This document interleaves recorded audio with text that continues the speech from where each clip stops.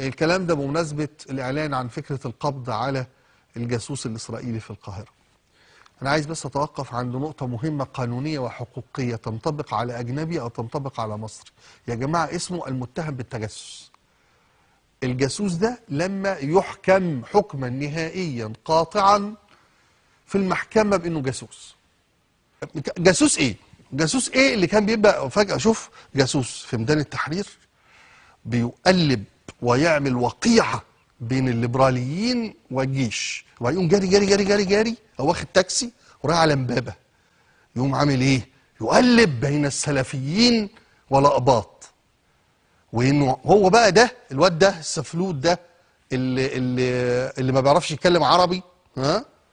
واللي تقف قدامه فتفقس إنه أجنبي، واللي كان بيعرف نفسه إنه أجنبي، صحفي أجنبي بقى، سائح أجنبي بتاع، هو ده بقى الحق اللي بيقنع جموع المتظاهرين اللي هم بمئات الالوف وبالملايين بانهم يهاجموا المجلس العسكري.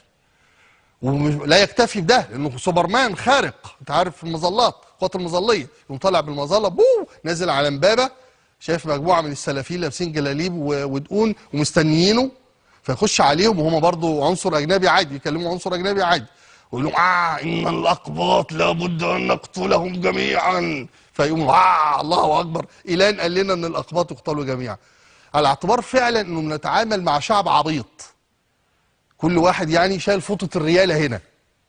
وآسف أنني سأقتبس فقرة لديفيد وارمرز، وهو مستشار والمسؤول عن قسم الشرق الأوسط في فريق ديك تشيني. يقول: من ضمن خطتنا في المنطقة لا بد أن ننتبه للإعلام. يقول: من ضمن خطتنا في المنطقة لا بد أن ننتبه للإعلام. الإعلاميون العرب كلهم أعداء، وكلهم ضد السامية، وكلهم يمكن أن يشكلوا معسكر الخصم، لكن لا بد أن نجد اسطبلا من الإعلاميين العرب يشبه نعم اسطبلا، وسأكمل، يشبه سفينة نوح.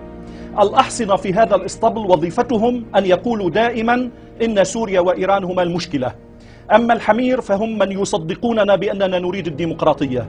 أما حظيرة الخنازير الذين يقتاتون على فضلاتنا فمهمتهم كلما أعددنا مؤامرة أن يقولوا أين هي المؤامرة. هذا الكلام لديفيد وارمرز، وهو يوصف ويوصف من يعتقد أنهم عصابته بين المثقفين العرب.